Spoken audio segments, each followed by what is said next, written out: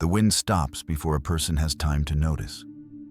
Not the silence of night, but the silence of a place that has never grown accustomed to human footsteps. At that altitude, sound does not travel far. Snow erases all traces after only a few breaths. And the sense of direction, something humans trust without question, begins to dissolve. Those who have crossed high mountain slopes speak of a very brief moment when the world behind them has vanished, yet the world ahead has not fully opened. No trail remains, no familiar markers survive. There is only the feeling of standing at the edge of something that cannot be named. In that moment, a person is no longer a conqueror, no longer an explorer, no longer an observer standing outside of nature. Just a living creature, temporarily lost in a place it was never meant to remain for long. And it is from moments like these that stories begin to form, not to explain, not to reassure, but to warn. Long before maps existed, before elevation was measured in numbers, people understood that certain spaces were not meant for them. High mountains were not just stone and ice. They were boundaries, places where familiar order became fragile, where village laws no longer applied, where humans were forced to confront the smallness of their own presence. In the ancient world, no one entered such regions without carrying a story. These stories were not meant to describe precisely what waited beyond. They existed to keep people on this side of the boundary, to remind them that not every path should be followed to its end. In villages at the foot of the mountains, collective memory preserved whispers of a presence that did not belong to humanity. Not always seen, not always heard, but always felt. Something that stood in between, not fully beast, not fully human. It did not hunt. It did not enter the village. It appeared only when someone went too far. What matters is that in these stories, the presence did not need a clear form. It did not require detailed description to feel real. Because its purpose was not to be looked at, but to function as a sign. A sign that humans had reached a place where they were meant to stop. Over time, the world changed. People learned to measure, record, and name everything around them. Old boundaries were redrawn in ink and paper. Yet that primal feeling did not disappear. The sense that some places cannot be fully tamed. Places where human presence is always temporary. It is at these boundaries, between what is known and what cannot yet be named, that the stories endure. Not as memories of the past, but as a deep human reflex in the face of nature.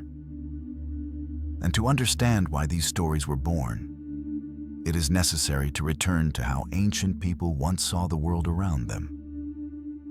Where mountains were not merely terrain, but order, limitation, and a reminder that not every space belongs to humankind.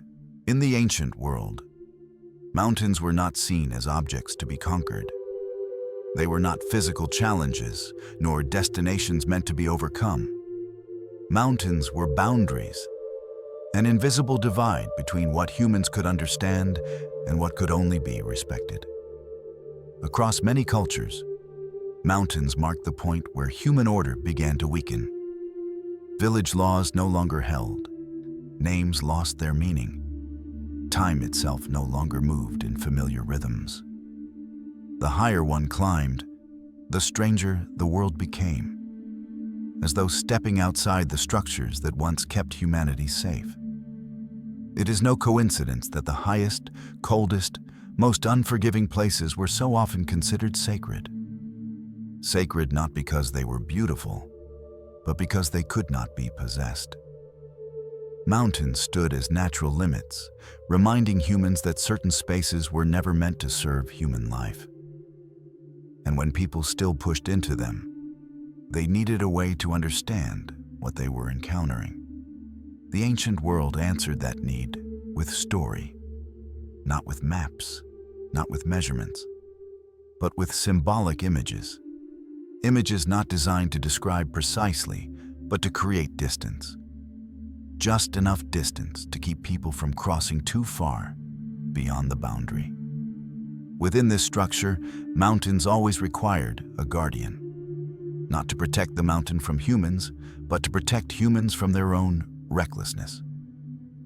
The guardian was not always a god. Sometimes it was only a vague presence, a silhouette, a feeling that something was watching from the far side of familiar order. Such beings appear throughout human memory, in deep forests, in deserts, in frozen lands. They do not live in villages. They do not cross the thresholds of human homes. They exist only at the edges, where human control begins to fail. What these boundary keepers share is not form, but function. They do not need to attack. Their presence alone is enough. That presence carries a simple, absolute message. This place is not meant for you. Because of this, in ancient stories, humans rarely confront the guardian directly. They turn back, they avoid it, or they return to those below and tell the story, passing on a form of survival knowledge. Myth, in this way, becomes a mental map. A map that does not show where to go, but where to stop. From a modern perspective, these stories may appear as superstition. But in a world that had not yet been measured, they functioned as a refined warning system.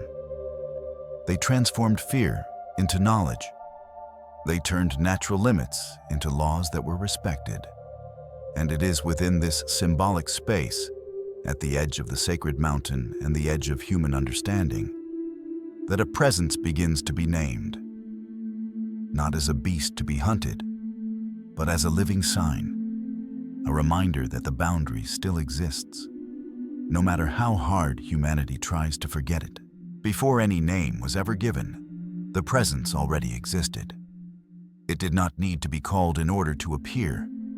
It did not need to be described in order to be felt. In the memory of communities living at the foot of the mountains, it was not a creature emerging from the darkness, but a part of the darkness itself. People rarely claimed to have seen it clearly. The stories usually began with something indistinct, a figure standing far away, a slow movement along a snow-covered slope, a dark shape that made no sound, did not approach, and did not flee. It simply stood there, long enough for the observer to realize they were no longer alone. What stands out is that this presence was not tied to violence. It did not stalk villages. It did not intrude into human living space. It appeared only in places where people began to leave familiar order behind. At the edge of the forest, on slopes where trails no longer existed, in fields of snow where the signs of everyday life had vanished. In oral accounts, the presence often did nothing at all, and it was this lack of action that made it unsettling. It did not need to chase. It did not need to attack. It only needed to remain still, as if the entire landscape had paused to listen. For those who lived there, this was not something that required explanation. It was simply part of the world. Like the wind shifting direction, like snow falling heavier in certain years, like places everyone knew should not be entered after sunset. The unnamed presence had no story of its own, no clear origin. No one said where it came from or where it would go. It did not need a history, because its function was not anchored in past or future, but in the present moment, the moment when a person realized they had gone too far. Across these fragmented accounts, one pattern appears again and again. Those who encountered the presence almost always turned back, not because of direct threat, but because something deeply ancient stirred within them. The understanding that there are places that cannot be fully understood and do not need to be understood in order to know one should not remain there. Over time, as these stories passed from elders to the young, The presence became part of collective memory, not as a character, but as a principle. A living reminder that the world was not created solely to serve humanity. Only when outsiders began listening to these stories did they attempt to gather them, compare them, and assign the presence a concrete form. But in the earliest stage, before all efforts to name and classify, it was simply something that stood in between human and non-human, between the familiar and the unknown, between taking the next step and turning back. And it is from this ambiguity, from the space where language cannot reach, that the story begins to slip away from the symbolic world it once belonged to, preparing to enter a different phase. A phase in which humans no longer only listened, but began to record, measure, and attempt to turn that presence into something to be understood, rather than a boundary to be respected. In the villages lying low beneath the high mountain slopes, stories of the presence were not told as distant legends. They did not belong to a vague past, nor were they placed in extraordinary settings.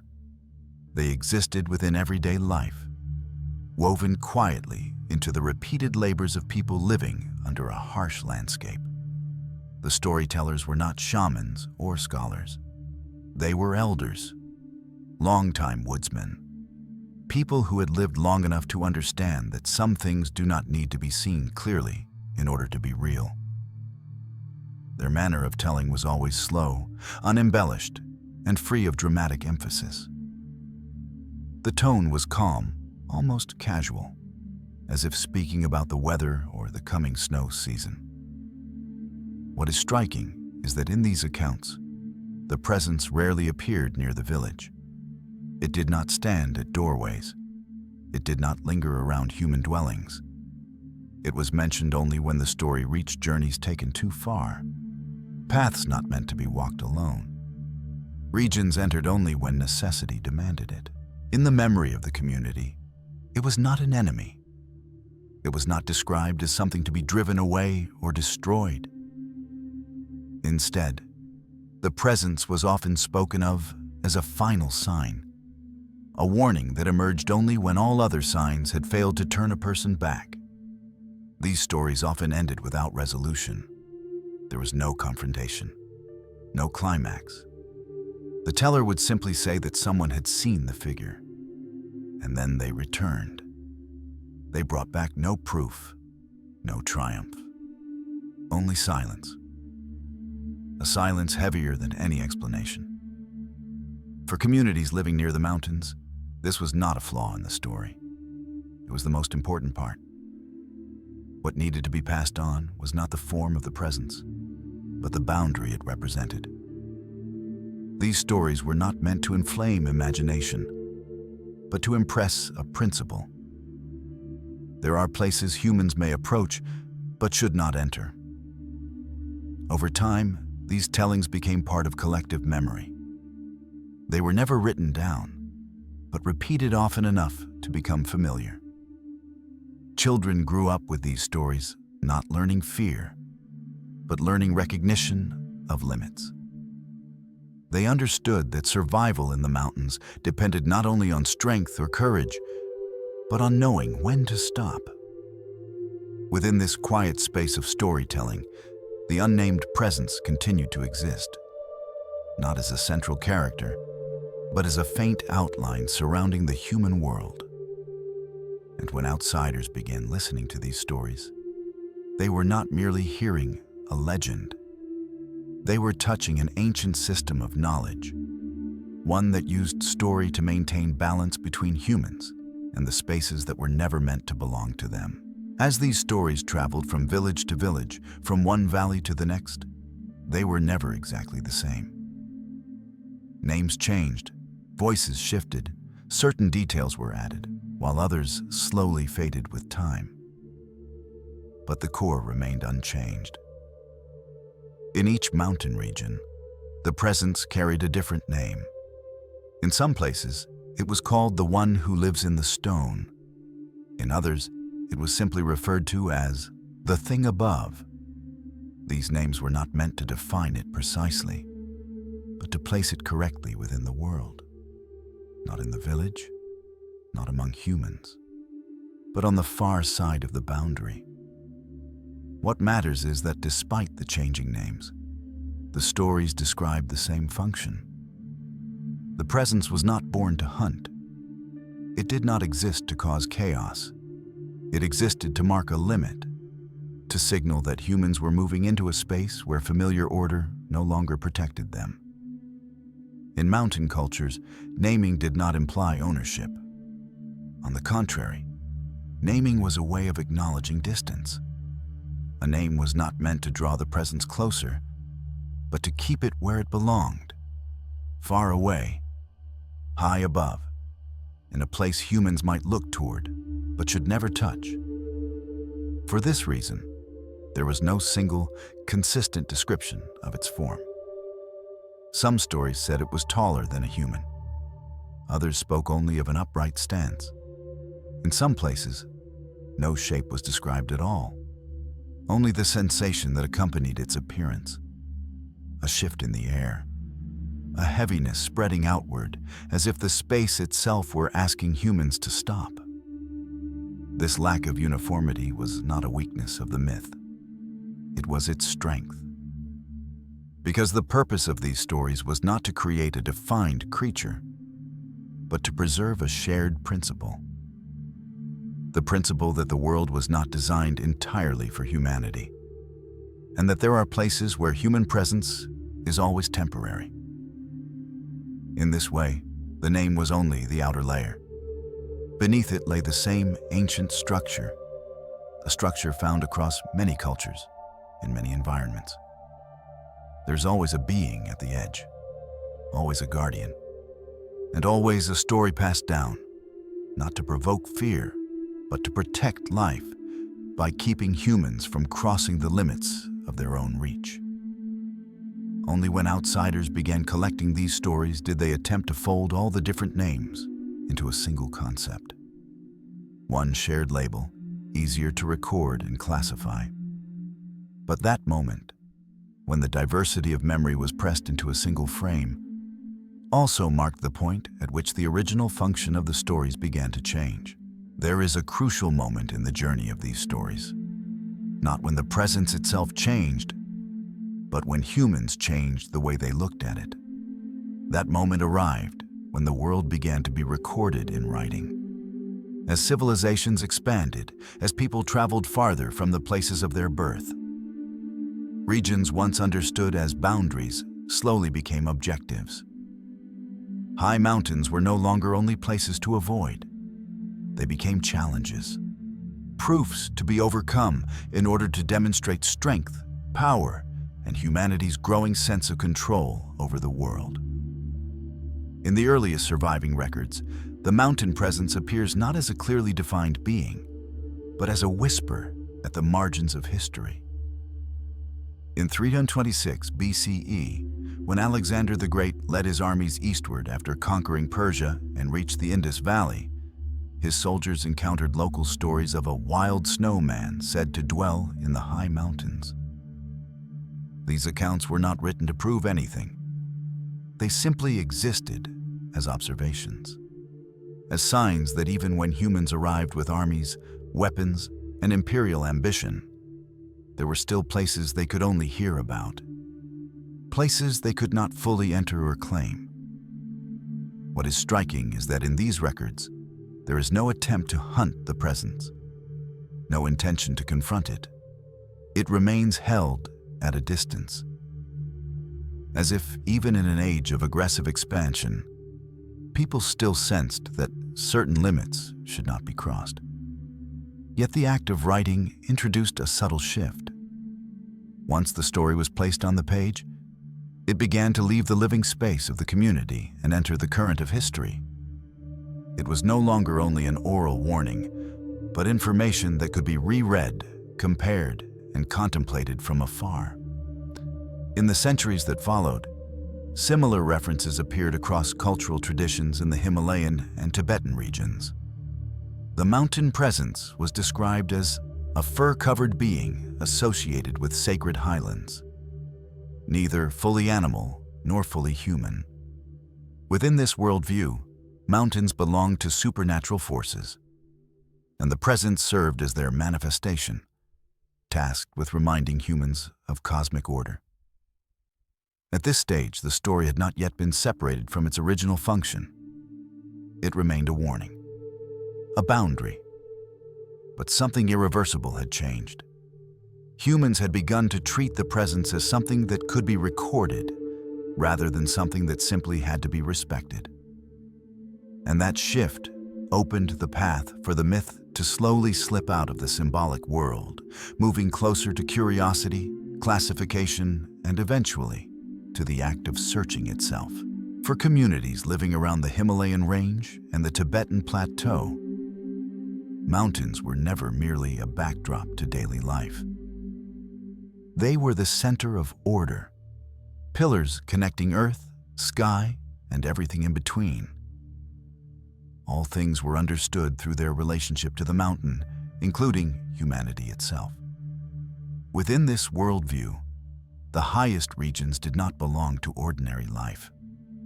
They were the domains of the forces that governed the world, not in a distant or abstract sense, but as an immediate part of reality.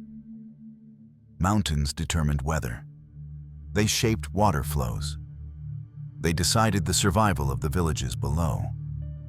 And for that reason, the mountain had to be kept in balance. The presence described in ancient stories did not stand outside this order. It was not an intruder. It was part of the cosmic structure, a being positioned between layers of existence, entrusted with maintaining the boundary from being erased. Not by force, but by reminding humans that order cannot be broken without consequence. In many Tibetan traditions, beings associated with mountains were not regarded as ordinary animals. They were not hunted. Their names were not spoken carelessly. They were understood as manifestations of forces beyond human life, yet capable of interacting with it when necessary. Their appearance was always linked to moments of imbalance, when humans went too far, when ambition exceeded the limits of survival. Crucially, in this perspective, the presence did not carry an evil nature. It did not exist to punish, but to regulate. Like harsh winters or avalanches, it was part of a natural mechanism designed to prevent the world from collapsing into disorder. The fear it inspired was not fear of death, but fear of crossing a threshold humans were not capable of bearing. For this reason, rituals and prayers did not seek to drive the presence away. Instead, people sought coexistence. They avoided naming it without cause. They refrained from entering areas considered sensitive. They respected the signs sent by nature, even when those signs were not always clear. At this stage, the story of the mountain presence still retained its sacred function. It was not an object of curiosity, but a component of survival ethics, a subtle system that helped communities maintain balance within a harsh environment. But as these ways of seeing began to collide with external thinking, where the world was divided into what could be explained and what needed to be decoded, the role of the presence would begin to shift. And with it, the meaning of the entire story would start to change. In a world without signposts, without detailed maps, and without scientific knowledge to explain nature, humans needed another way to survive. Not through tools, but through shared memory. Through stories strong enough to be remembered, clear enough to be followed, and ambiguous enough that they did not require proof. Myth, in this context, was not arbitrary imagination. It was a mechanism of survival. In high mountain regions, where a single mistake could lead to death, communities could not rely on individual experience alone. They needed a warning system that activated before danger arrived. Stories of the presence at the boundary did exactly that. They did not wait for someone to fail to return. They appeared earlier, functioning as an invisible layer of protection. Children raised with these stories did not learn to fear a specific creature. They learned how to read signs. They learned that when the forest grew unnaturally quiet, when snow became too heavy, when familiar paths disappeared, that was not the time to move forward. Myth taught them to stop, before reason had time to intervene. Notably, in these stories, the mountain presence rarely acted directly. It did not need to appear often. Its existence in collective memory was enough. Its power lay in shaping behavior, not in physical force. People turned back not because they were chased, but because they understood they had entered a space that no longer belonged to them. In this way, myth functioned like a mental map. It did not show safe routes, but marked where not to go. It offered no details, only boundaries. And in a harsh environment, those boundaries were more valuable than any explanation. The presence described in mountain stories was therefore not a single individual. It was a convergence point for survival knowledge accumulated over generations. Each time someone returned after seeing a distant figure, the story was retold, not as a boast, but as reinforcement of a principle proven through survival. Such myths did not need to be true in a modern sense. They only needed to work. And for centuries, they did. They kept communities from exceeding the limits set by their environment. They transformed fear into collective wisdom, and they allowed humans to live alongside uncontrollable landscapes without paying the cost in countless lives. Only when people began to believe that everything could be measured, explained, and mastered did these mechanisms begin to fade. When boundaries were no longer carried through story, but replaced by numbers and maps, myth started to lose its original role. And it is at this moment that the presence of the high mountains prepares to enter a new phase. One in which it is no longer a life-saving warning, but an object of curiosity viewed from far beyond the boundary it once guarded. The change did not come from the mountains. It came from the way they were seen. When visitors from the west began to enter the high regions of the Himalayas and the Tibetan Plateau, they carried with them a very different understanding of the world. For them, space was no longer a boundary to be respected, but an emptiness to be filled. Mountains were no longer sacred order, but terrain. And the stories bound to the mountains were no longer mechanisms of survival, but things that required explanation. Within this perspective, myth lost its original position. It ceased to be a community's mental map and became a puzzle, a fragment of information waiting to be decoded. What had once been passed down to make people turn back was now listened to for the opposite reason, to find a way forward. Those who listened to these stories did not live in the villages. They did not depend on the mountains to survive the winter. They arrived and they left. And because of that, they did not need myth to survive. They needed it to satisfy curiosity. In the earliest European accounts, stories of the boundary presence were stripped from the living context that had produced them. Details were gathered, compared, placed side by side. Similarities were treated as clues, differences were treated as errors. Myth began to be processed as data. What had once been a principle was now seen as a possibility, not a place where one should stop, but something that might exist. The question was no longer why humans should not go farther, but what was out there. And if it was out there, how it might be found. This marked a critical turning point. For the first time, the presence of the high mountains was pulled out of its symbolic role and placed within a framework of classification. It was no longer a force that maintained balance, but a potential object of science, exploration, and eventually, evidence. Yet at this stage, the transformation was still incomplete. Those who recorded the stories did not fully believe they were confronting a defined creature. But they no longer treated the presence as merely a cultural warning. It hovered between two worlds, no longer entirely sacred, but not yet a clearly identified object. It was this suspension that created its pull. Something ambiguous enough to resist dismissal, yet concrete enough to invite pursuit. And from that moment on, the mountain ceased to be only an ancient boundary. It became a stage for a new kind of ambition, the ambition to see, to document, and to name what had once only needed to be sensed from a distance. By the end of the 19th century, the world was beginning to shrink on paper. Lines that had once been uncertain grew sharp. Blank spaces on maps became unsettling. For expanding empires, an unnamed region was no longer a place to avoid, but a sign of incompletion. In that context, the Himalayas were no longer simply mountains. They became a void, a region not yet fully measured, not yet classified, not yet absorbed into the modern system of understanding.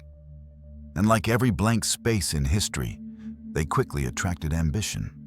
Expeditions moved into the highlands not only to climb, but to record, to measure elevations, to draw maps, to collect specimens, to document local customs.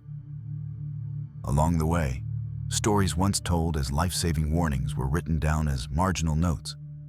Curious details, cultural artifacts, possibilities that required verification. In official reports, the mountains grew still. They shifted from living presence to object of study. And with that transformation, the presences tied to the mountains were pulled from their original position. No longer standing at the boundary, they were drawn into the center of scientific inquiry. For geographers and explorers of the time, every local myth carried potential meaning. It might be evidence of an unclassified species, a misunderstanding of native wildlife, or the remnants of something that had vanished. Myth was no longer evaluated by its social function, but by its potential to become discovery. This created a profound misalignment. For local communities, these stories existed to maintain balance. For outsiders, they became invitations. The mountain was no longer a place to stop, but a challenge to be overcome in order to complete humanity's map of knowledge. It is within this context that the mountain presence begins to change roles in a visible way. It is no longer only felt, but actively sought. No longer standing quietly at the edge of the human world, but pulled into the center of attention. And as that attention intensifies, the story prepares to enter a new phase. One in which a very specific, very physical trace will be treated as the first proof that the blank spaces on the map may conceal far more than anyone once imagined. In 1899, as Western expeditions began pushing deeper into the Himalayas with the aim of measuring and recording the land, a small detail emerged along their journey.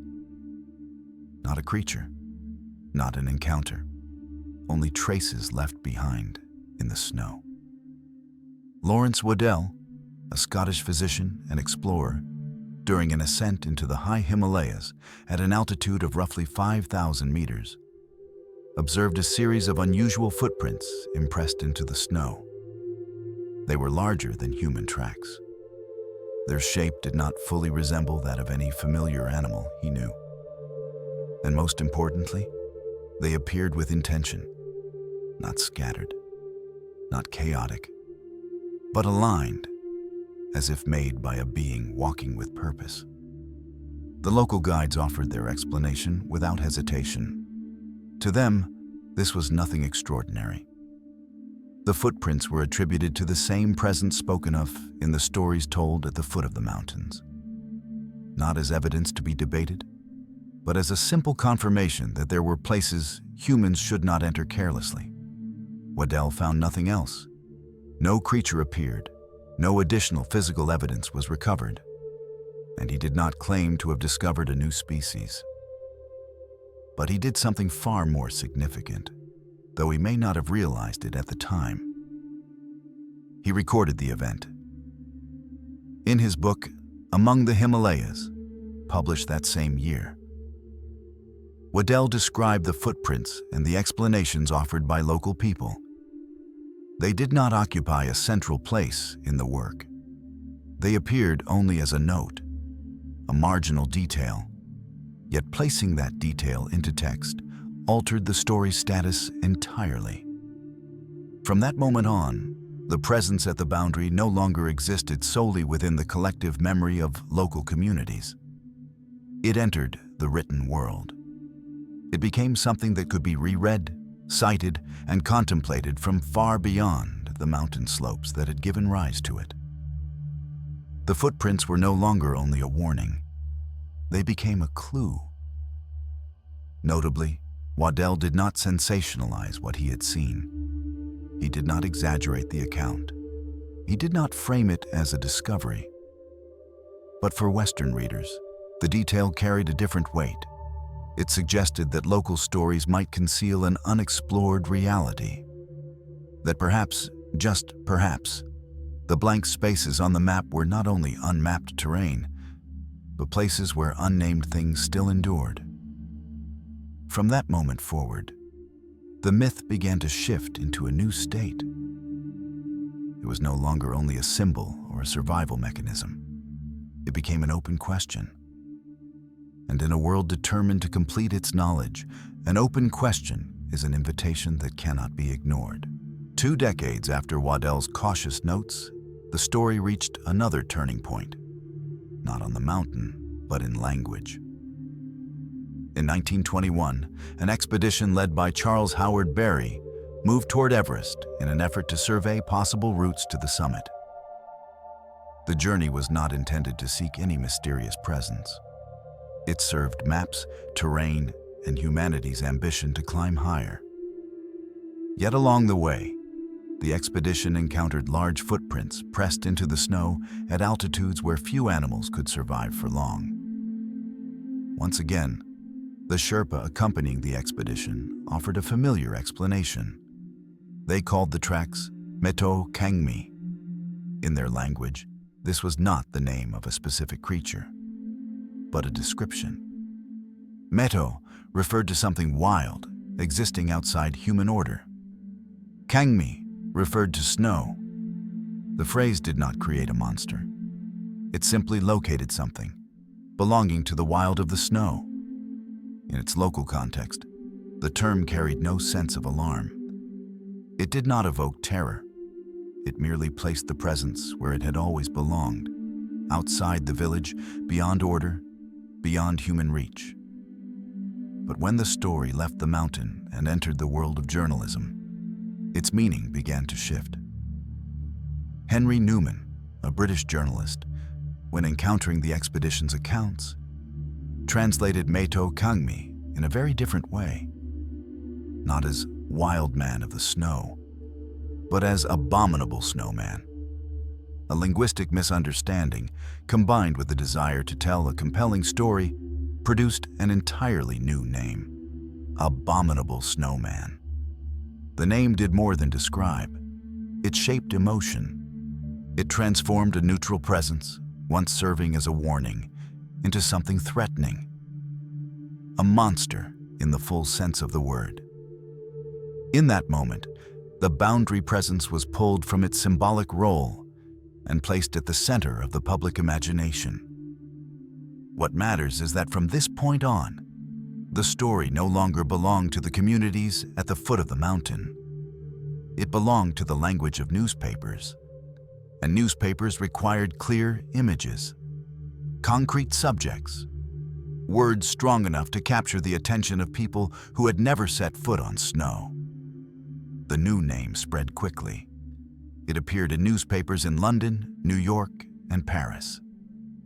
Readers who had never heard of Meto Kangmi were now given a very different image.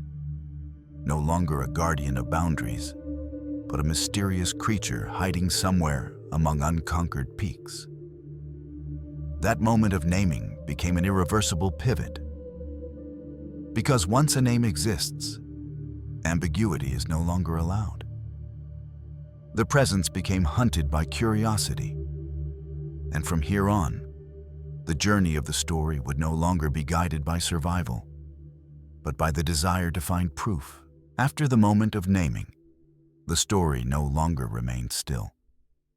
It began to move, not across mountain slopes, but across oceans, through cities, and into the imagination of people who had never felt the cold of the Himalayas.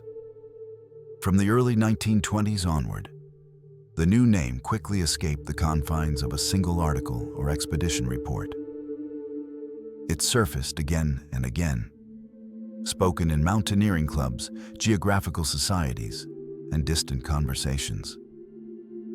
With each retelling, a little of the original context fell away, replaced by layers of meaning better suited to the listener. For the Western public, the presence of the high mountains was no longer tied to boundaries or sacred order. It became an open mystery, a question without an answer. And in a world that believed every question could be solved with enough patience and the right tools, that was enough to capture widespread attention. What is striking is that at this stage, very few people truly believed they were facing a literal monster. Yet very few were willing to dismiss the possibility entirely. The presence remained suspended, too defined to ignore, too uncertain to confirm. It was precisely this state of suspension that made it compelling. Newspapers began referring to the footprints as unexplained clues. Magazines retold the story with growing vividness, adding details that had never existed in the original accounts. Not out of malice, but out of the storytelling instincts of a world increasingly accustomed to consuming mysteries from afar. From that point on, the Himalayas were no longer just a land of ice and altitude. They became the backdrop for a global narrative, a place distant enough that anything seemed possible. Difficult enough to reach that verification remained elusive, and ancient enough that what could not yet be explained took on the shape of something primordial.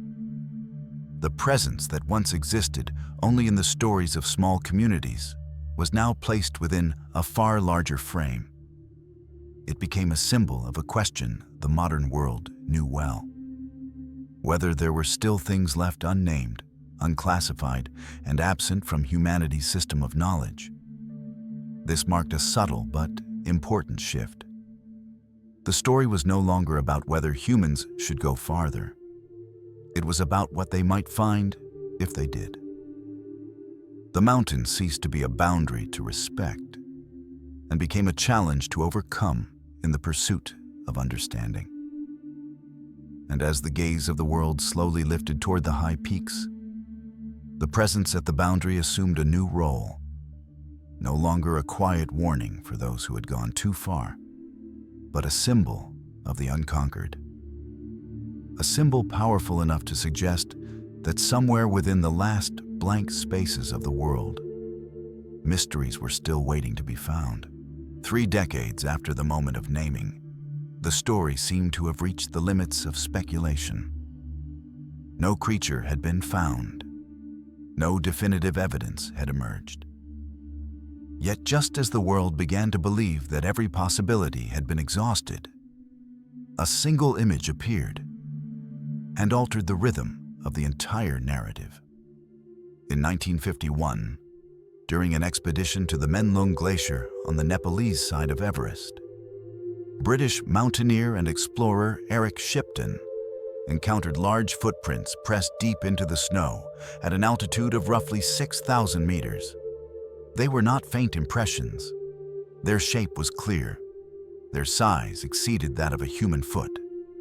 And most importantly, they appeared in a place where life itself was already precarious. Shipton did not claim to have discovered a mysterious creature.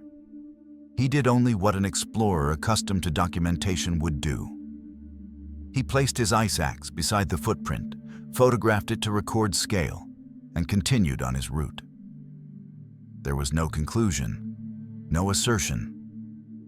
But when the photograph was published in the press, it ceased to be a neutral record. For the public, it became the first image solid enough to grasp. No longer a spoken account, no longer a written note, but a visual trace. Something the modern world trusted more than any story. Crucially, the photograph proved nothing about the existence of any creature. It did not answer the question that had been forming since the early 20th century. But it accomplished something more important. It kept the question alive. In an era when images began to replace testimony, Shipton's photograph became a symbol. It was not clear enough to resolve the mystery, but it was not vague enough to be dismissed. It occupied the precise space in between, where imagination could operate freely. Global interest was reignited almost immediately. Newspapers referred to the footprints as incomplete evidence. Magazines analyzed size, shape, and stride length. Debates emerged, not among those who had walked the Himalayas, but among those who studied the image from far away. This marked a subtle yet profound shift. The presence of the high mountains was no longer sustained by communal memory or oral tradition. It was sustained by an image that did not need to be true, only convincing enough to suggest that something remained unexplained. In that moment, the story entered a new phase. It was no longer merely myth or hypothesis. It became an open case, a modern mystery. And as the world began to believe that proof could be found if one only looked closely enough, searches with clearer intent began to form, not to respect the boundary, but to cross it by whatever means necessary. After Shipton's photograph, the story was no longer sustained by the natural ambiguity of myth. It was pushed toward action. If footprints could be photographed, then the being that left them must be findable. At least, that was how the modern world began to think. The post-war years were a time of hunger for new mysteries. Many things once considered impossible had already been broken through. The world map was nearly complete. The highest peaks had been named. In that context, the presence in the Himalayas became one of the few remaining questions large enough to capture the collective imagination. Expeditions were organized with clearer intent than ever before. Not merely to climb, not merely to measure, but to find evidence. Better cameras, more thorough recording equipment, samples collected and carried back. Each journey was hoped to be the final one, the expedition that would end a question stretching across decades. But the mountains remained silent. Traces were found, then vanished. Fragments of bone, pieces of skin, strands of hair were analyzed, only to be identified as belonging to familiar animals. Bears, mountain goats, creatures entirely capable of surviving at those elevations. Each time a hypothesis collapsed, the story did not end. It simply changed shape. Even Edmund Hillary, who along with Sherpa Tenzing Norgay first reached the summit of Everest in 1953, led a search expedition in 1960. He approached the subject with caution. He did not dismiss it outright, but he did not promise wonder either. When samples believed to belong to the mysterious presence were analyzed and shown to come from ordinary animals, Hillary accepted that conclusion as reasonable. Yet that conclusion did not stop the story. By this point, what sustained the myth was no longer evidence, but expectation. Each failed search was not treated as an ending, but as an unfinished chapter. The more nothing was found, the harder it became to rule out the possibility that something still existed, somewhere, unseen. A quiet shift had taken place. At first, people searched to answer a question. Gradually, the question itself became the reason to keep searching. The presence of the high mountains no longer needed to appear. The mere possibility that it might was enough to sustain the entire chain of action. In this way, the endless searches detached the story from material reality. They turned it into a self-sustaining process, a loop in which every failure reinforced the belief that the mystery was still out there, just not yet, not here, not found by the right people. And when searching became an end in itself, the presence at the boundary drifted even further from its original role. It was no longer a reminder for humans to turn back. It became the reason to keep moving forward, even as the boundary it once guarded had long since faded from view. By the middle of the 20th century, the story had crossed another threshold. Not on the mountain, but in the way it was received. Search after search produced no definitive results. Samples were analyzed and dismissed. Traces once considered promising were gradually given reasonable explanations. Yet instead of closing the story, these conclusions carried far less weight than anyone had expected. Because by this point, the presence in the high mountains no longer needed to be proven. In the collective imagination, it had entered a different state, one in which physical evidence no longer played a decisive role. What mattered was not whether the being existed, but that it could exist. That possibility alone was enough to keep the story alive. At this stage, every new footprint, every vague account, every blurred photograph was received in the same way. Not as proof, but as signal. Signals that confirmed nothing, yet could not be fully dismissed.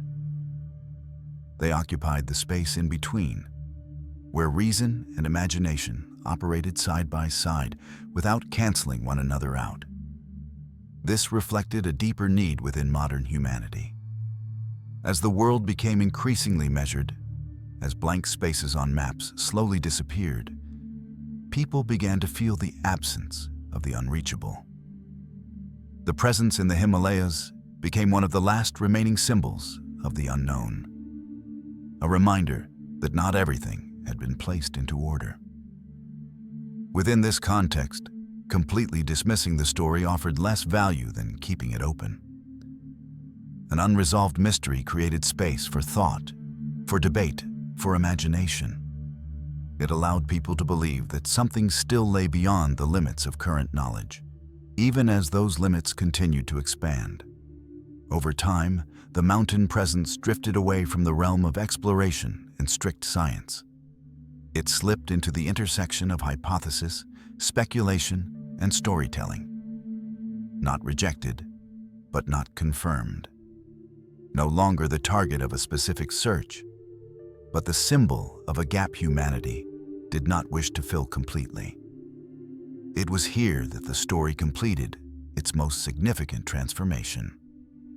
From a life-saving warning, it had become an idea flexible enough to exist without evidence, familiar enough to be mentioned without explanation, and ambiguous enough to never be fully closed. Once the presence of the high mountains no longer required evidence to exist, it began to adapt. Not to the mountains, but to human culture. This shift did not happen suddenly. It unfolded quietly.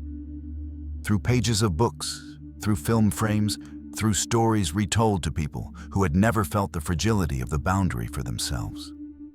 The presence that once stood still at the edge of the world was drawn into the center of popular imagination, where everything needs form, personality, and narrative clarity in order to endure.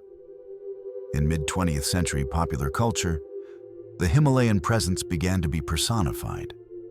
It was no longer merely a sign of limits. It became a character, at times a threat, at times a solitary being, at times a misunderstood figure. Each new retelling added layers of personality that the original stories had never required. In comic books, adventure novels, and films, the presence was placed into familiar frameworks. It was given motives, emotions, relationships with humans. These elements made the story more accessible, but they also eroded its original function. The guardian of the boundary no longer stood outside. It stepped into the narrative as someone who could be understood, perhaps even sympathized with. This transformation reflected another need of modern humanity. As the world grew safer, as dangerous regions became partially tamed, people began seeking closeness even with what had once made them turn back. Instead of accepting distance, they wanted connection. Instead of respecting boundaries, they wanted to retell them in ways that felt familiar. In this way, the mountain presence no longer demanded that humans turn around. It allowed them to move closer in imagination, even as the mountain itself remained as harsh as ever. The boundary did not disappear, but its meaning changed. Notably, in the process of personification, the presence was not erased. On the contrary, it survived remarkably well. Becoming a character allowed it to persist in a world where ancient myth was slowly losing its place. But the cost was the loss of symbolic depth. The guardian was no longer an invisible principle. It became an image meant to be consumed. And once a symbol becomes consumable, it can be simplified further. From a being standing between human and non-human, the presence of the Himalayas prepared to enter another phase, one in which it would no longer be told to keep people away from the boundary, but to make that boundary feel safe, approachable, and ultimately easy to forget. Once the presence of the high mountains had become a familiar character within popular imagination, the next shift was almost inevitable. It began to be softened, not through denial, but through friendliness. What had once stood at the dangerous boundary of the human world now appeared in safer places. On book covers, in advertisements, on travel posters. The image of the presence was made gentler, simpler, more recognizable.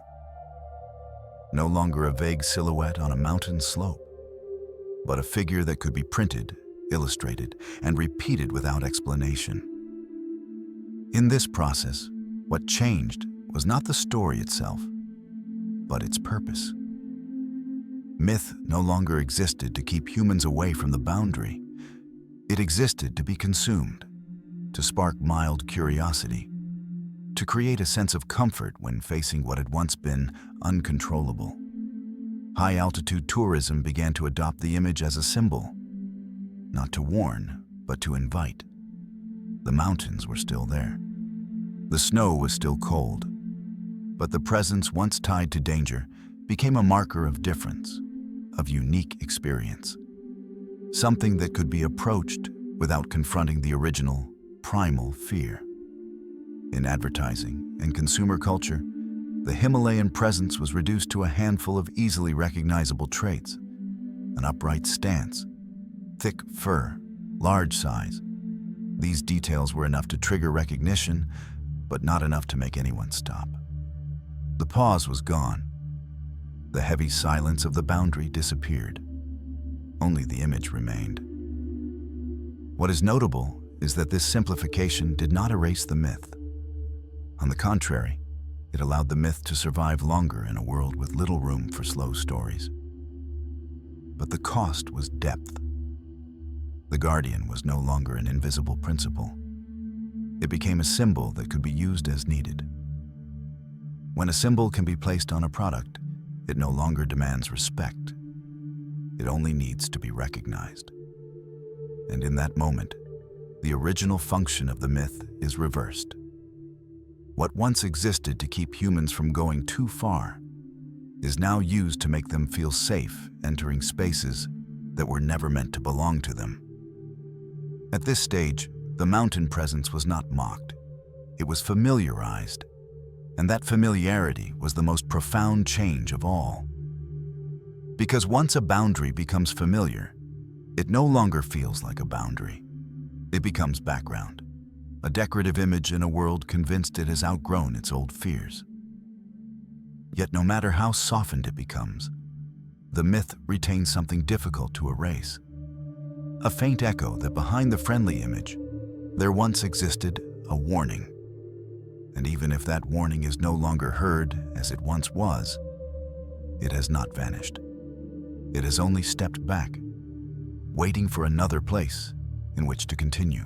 When familiar images had filled book covers, screens, and souvenir stalls, it seemed there was no space left for ambiguity to survive. Yet the myth did not disappear. It simply changed its refuge. It no longer needed high mountains. It no longer needed deep snow. The presence found another space, less constrained, less defined. A place where traces could appear and vanish within moments. A place where blurred images, shaky footage, and fragmented accounts were enough to sustain the sense that something remained unresolved. This space was not built of stone and ice. It was built of signals, screens, and collective memory. Here, footprints no longer pressed into snow. They surfaced in low-resolution photographs, short video clips, stories shared and reshared until their origins became unclear. Each fragment existed on its own, too weak to conclude anything. But when placed beside others, they produced a familiar feeling, the sense that something was still avoiding being named. What is striking is that in this new space, the boundary presence regained part of its original function. It was no longer forced to become clear. It was allowed to remain ambiguous, allowed to exist in the space between belief and doubt. It did not require definitive proof, only the possibility that it might exist. Those who search now do not need to travel far. They do not face cold or altitude. They only need to scroll, to click, to compare. Yet the deeper motive remains unchanged. A desire to believe that the world has not been fully explained, that some boundaries have not been entirely erased. In this space, no one occupies the center. There is no guiding explorer, no single iconic photograph, only countless small fragments, enough to keep the story from ever closing. Each fragment proves nothing, but also prevents silence from returning. And in this way, the presence of the high mountains continues to exist, even though it is no longer tied to any specific terrain. It has left the slopes, but it has not left humanity. It lives in the need to preserve a gap, a place where questions can exist without answers. At this stage, the myth is no longer passed down to teach people when to turn back. It exists to remind them that even as humanity has traveled far, it still requires things that cannot be fully grasped. And it is within this invisible space, where everything can be revisited but nothing can be held, that the boundary presence finds a new way to endure. Quietly, uncertainly, yet never truly gone. As the story slowly draws to a close, the presence at the boundary does not vanish. It simply steps out of direct view, like any structure that has completed its task and no longer needs to stand at the center. Not loudly, not with clear traces left behind, yet still there, holding the entire order together so it does not collapse. In the modern world, people rarely stand before high mountains with the feeling that they do not belong there. Maps are complete, elevations are measured, snow is forecast. And yet the primal sensation that once gave birth to these stories has not disappeared. It merely emerges in different forms, in different moments, when humans come up against the limits of themselves. The presence once felt on the mountain slopes no longer requires a shape. It does not need footprints. It does not need photographs. It exists as a deep reflex, a sense that some places should not be touched for too long. Some questions do not need to be answered completely. Some spaces do not need to be filled. The guardian of the boundary, in this sense, was never a specific creature. It was a role, a function repeated across cultures and across time. Whenever humans approach the edge of understanding, they create an image that stands there, not to block them with force, but to remind them that the boundary still exists. Perhaps that is why, whenever the world becomes too clear, too explained, such stories find a way to return, not to challenge science, not to deny progress, but to preserve a space where humility still has a place where humans can admit that they do not know everything.